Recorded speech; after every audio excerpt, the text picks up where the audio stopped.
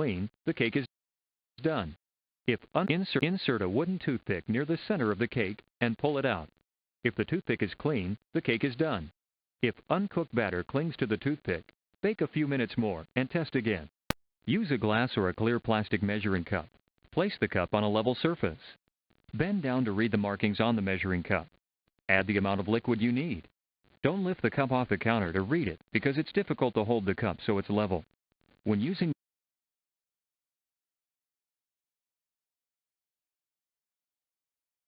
measuring spoons, pour the liquid just to the top of the spoon without letting it spill over.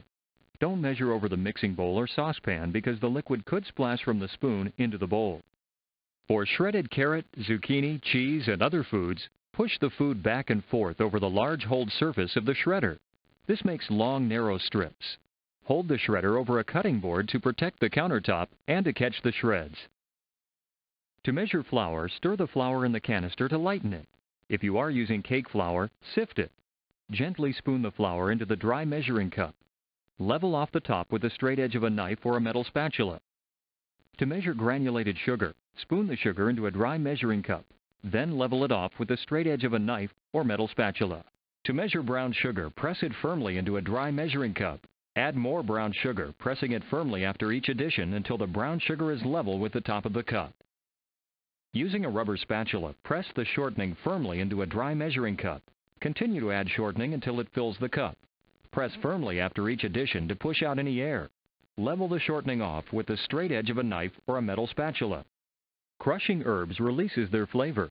To crush most dried herbs, lightly fill a measuring spoon just to the top with the dried herb. Then empty the spoon into your hand and crush the herb with the fingers of your other hand. For hard herbs such as rosemary or fennel seed, use a mortar and pestle to crush them. To snip fresh herbs such as parsley, place the leaves in a deep container, such as a 1-cup glass measuring cup. Use kitchen shears to cut the leaves into tiny pieces. In most recipes, fresh herbs may be substituted for dried. Use 3 times more fresh herb than you would use of the dried herb. For finely shredded foods such as citrus peel and Parmesan cheese, push the food back and forth over the small holes of the shredder. Hold the shredder over a cutting board to protect the countertop and to catch the food. To grate foods such as nutmeg and Parmesan cheese, push the food back and forth over the sharp pointed edges of a grater to make very fine pieces. Place a peeled garlic clove into a garlic press. Squeeze the press. If necessary, run a knife along the outside of the press to remove the minced garlic, or use a sharp knife to chop peeled garlic cloves into tiny pieces. Sift powdered sugar and cake flour before measuring. Place the powdered sugar into a strainer. Use the edge of a large metal spoon to push the powdered sugar through the strainer, or you can use a sifter. To remove the peel of most thin-skinned fruits or vegetables, scrape a vegetable peeler over the skin. For thick skins, use a paring knife to cut the skin from the fruit or vegetable. Center a corer over the core of an apple or pear. Cut through the fruit with a circular motion. Push or pull on the center to remove the core and seeds. Cut the food into 1/2 to 1 inch wide strips. Then line up the strips and cut them crosswise into cubes. Cut the food into 1/8 to 1/4 inch wide strips. Then line up the strips. If you have several strips, you can stack them. Cut the strips crosswise to form small cubes.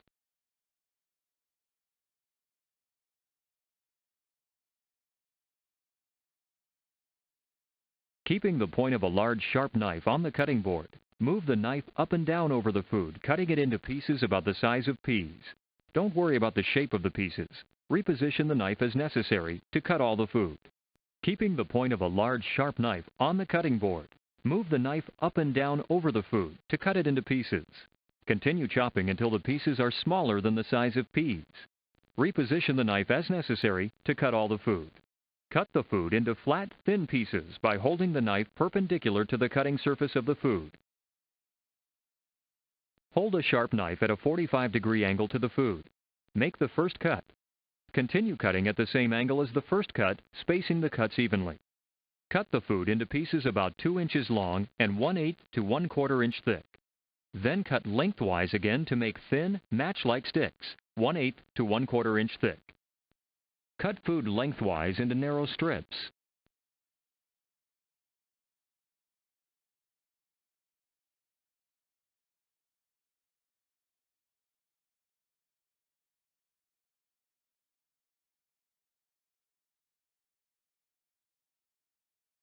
Starting with the stem end, cut the vegetable or fruit in half, then cut into wedges. Make shallow, evenly spaced diagonal cuts over the food. Turn and make cuts perpendicular to the first cuts to form a diamond pattern. Pull the chicken skin away from the meat. If necessary, use a small, sharp knife or kitchen shears to help cut the skin away from the meat. Use a sharp knife to cut away the fat on the edge of the meat. Cut as close as possible to the meat. For easier slicing, freeze the meat for 30 to 45 minutes or till it's firm but not hard. Check to see where the meat muscle is. You want to cut across the meat muscle or the grain of the meat. Hold a sharp knife at a 45-degree angle to the meat and cut across the muscle. Beat egg whites with an electric mixer or rotary beater. Beat on medium speed till the egg whites form peaks with tips that curl over when the beaters are lifted. Scrape the sides of the bowl frequently with a rubber spatula while beating. For fastest results and greatest volume, let the egg whites stand at room temperature for 30 minutes before beating. Place the eggs or egg yolks in a mixing bowl. Beat with an electric mixer on high speed about 5 minutes, scraping the sides of the bowl with a rubber spatula. The eggs will become thick and light lemon colored. Add the sugar 1 tablespoon at a time while continuing to beat. When beating egg whites, begin to add the sugar once the whites reach soft peaks. At the stiff peak stage, the sugar should be nearly dissolved. Test this by rubbing a little of the egg white mixture between your fingers. You should not feel sugar granules.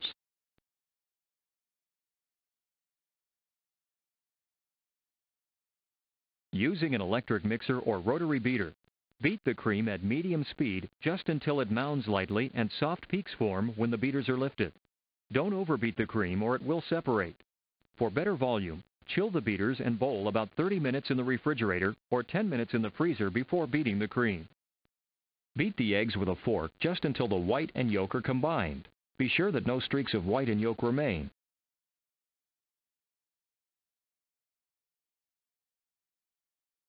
Using a rubber spatula, cut down through the mixture, then cut across the bottom and up over the top. Continue folding until the dry ingredients are completely incorporated into the wet ingredients, turning the bowl frequently. Place a wire strainer over a bowl. Place the berries in the wire strainer. Press down on the berries with the back of a large spoon until only the seeds are left in the strainer. Discard the seeds.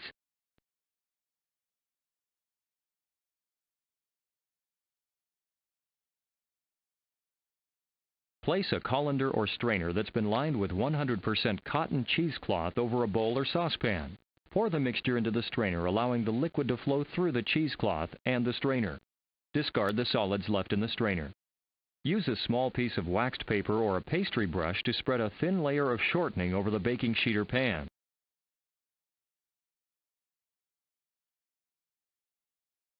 Use a small piece of waxed paper or a pastry brush to spread a thin coating of shortening over the pan. Sprinkle a small amount of flour into the pan. Tilt the pan and tap the edge to coat evenly with flour. Turn the pan over to remove excess flour. Insert a meat thermometer into the thickest or meatiest portion of the meat, or into the thigh meat of a turkey or chicken. Make sure the thermometer does not touch the bone. Gradually add about 1 cup of the hot mixture to the beaten eggs, stirring constantly to avoid cooking the eggs. Then stir the egg mixture into any hot mixture remaining in the saucepan. Return the saucepan to the heat and continue cooking as the recipe tells you. Place the rolled food in a baking dish with the loose edge down. This keeps the roll secure during cooking. Spray the non-stick coating over a cooking surface to form a thin, even layer. Mixtures thickened with flour or cornstarch should be cooked over medium heat until the mixture is thickened and bubbly over the entire surface. Stir constantly to prevent the mixture from scorching or sticking. Let gelatin stand in cold water for 5 minutes to soften. The gelatin will look pebbly. Cook and stir the mixture over low heat till the gelatin is dissolved and the mixture is clear. Heat liquids till bubbles rise in a steady pattern and break the surface of the liquid. Steaming is the process of cooking food in steam formed by boiling water. Place the food in a perforated metal basket, a bamboo steamer, or on a wire rack set just above but not touching the boiling water. Cover the pan and steam until the food is done. Cook onion and celery or other chopped vegetables in a small amount of fat.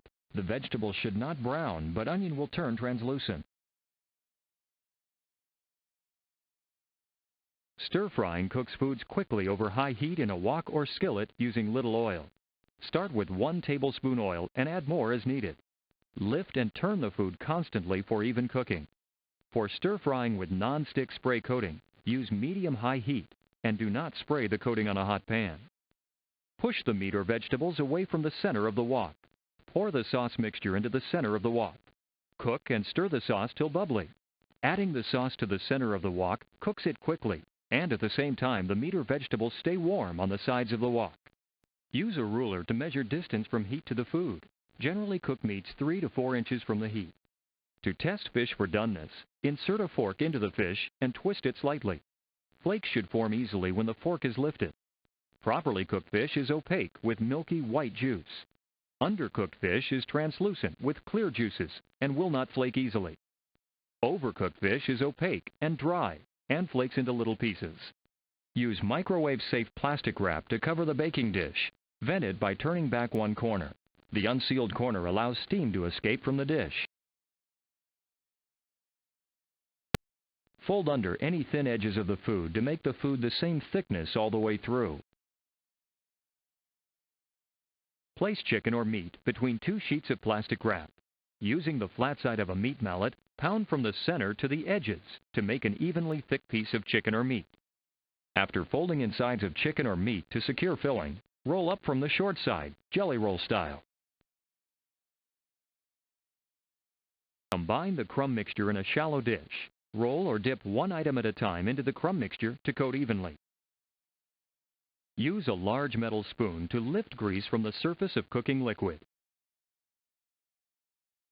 Cut a thin slice from each end of an orange or grapefruit. Using a sharp knife, cut off the peel and white membrane, cutting from the top of the fruit down. Holding the fruit over the bowl to catch the juices, cut between the fruit and the membrane. Cut to the center of the fruit.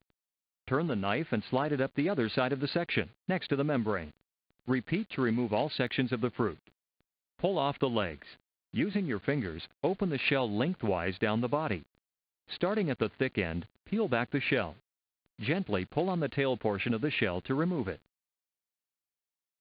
On a floured surface, use a rolling pin to roll dough to the thickness or size and shape specified in the recipe. Roll from the center of the dough toward the edge, lifting the rolling pin just before you get to the edge. This prevents the edges from becoming too thin. Use floured cutters to cut the dough into desired shapes. Between each cookie, flour the cutters again by dipping the cutting edge in flour. Using a wooden spoon, stir the ingredients together just until the dry ingredients are moistened. The batter will be lumpy, not smooth like cake batter. If the batter is beaten too much, the muffins will have peaks. Spoon batter into muffin cups. Fill the muffin cups using only 1 spoonful of batter. Adding an additional spoonful of batter may make peaks in the muffins.